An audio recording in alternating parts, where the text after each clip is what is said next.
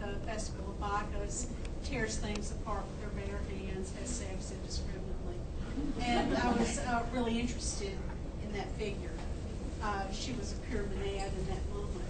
And so for me that became a very interesting depiction of madness. And I just incorporated that into the book. It's exactly like in Euripides' Hawkeye, that particular Greek tragedy. It's exactly like that. See, I'm just a classical person.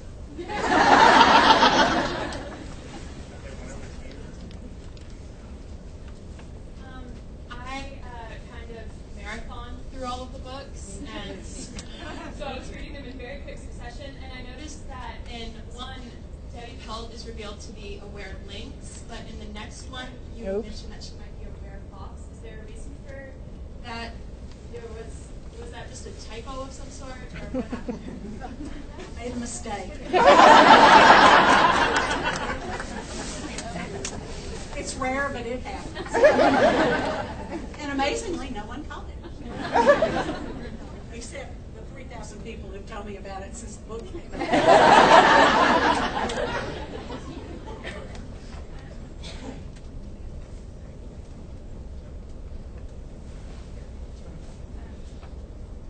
Can you hear me?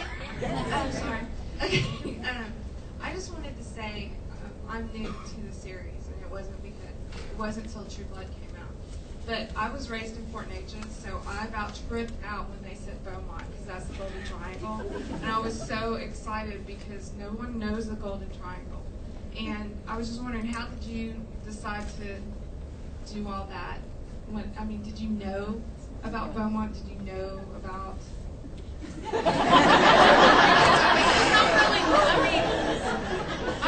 I've been here in Houston for 9 years, and I'll say welcome to Fort Natchez, and I always have to say Beaumont, and some people get that, and some people don't. And I'm like, I tend to eat on the way to Louisiana to go to the Shada, and then they get it.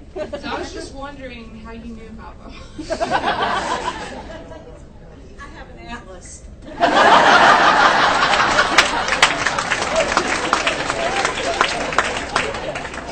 I set the series in northern Louisiana because I was kind of riffing off of Anne Rice, and she had taken southern Louisiana, and she's so, angsty,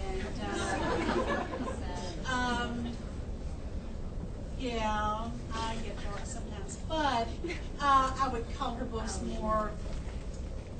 Well, her vampires can't have sex. So I kind of decided, well, the heck with that. So I decided northern Louisiana would be my valley. I know a lot of times when there's TV shows or movies based on books, people can't help comparing the two. And I know you said that some of the things they do, you say, oh, I wish I would have done that, or the other way around, oh my gosh, why did they do that? Some of the characters that put in the series aren't mentioned anywhere in the book at all, like Tara. I mean, there is a She's in the Tara. book. Right, not the first one. That's what I mean. The first. Well, but I haven't read all the way through. What I mean is, what they're doing, they were basically trying to go off the first book, is what I mean. And there are some things they completely did differently, like instead of Bill killing a vampire, they had Eric do it. Or Eric, instead of Eric doing it, Bill did, or vice versa. Are some of those things, are you thinking, oh my gosh, why did they change that? Or are you thinking, oh, I wish I would have done that instead? Kind of a mixture of both. I'm sure some of the changes have been done for a purpose that will be revealed in the second season. As far as some of the other changes, I understand that Alan has to appeal to a demographic that I don't have to think about. So Alan told me, very frankly, that he was trying to broaden the appeal of the show to include people, and some of the changes were for the better, I thought. Some of them have just mystified me, but I suppose that sooner or later I will know the reason. when I asked Alan how Sookie got the white dress, the long white dress, I thought it would be really interesting to know when she bought that. I mean, was it part of her trousseau? Was it a love chest? Because that's what we think about it now. He said one of the writers had just always wanted to write a scene with a woman in a long white dress. There you go. Running through a graveyard. Okay, now I understand.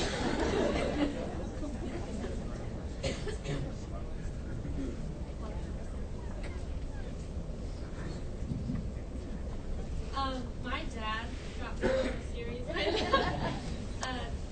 They went on a cruise and they saw the show because they had HBO, I guess.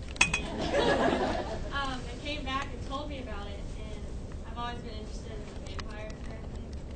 And I really liked the series, and I was wondering which of the characters in your book is your favorite and why? That's a hard question to answer because there are different reasons I like different characters.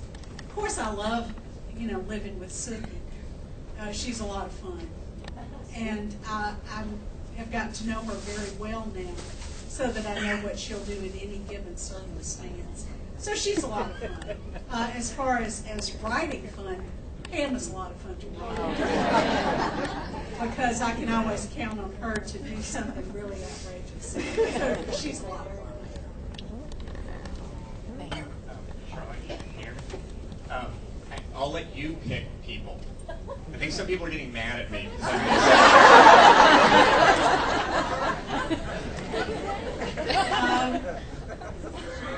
Okay, this lady in the second row.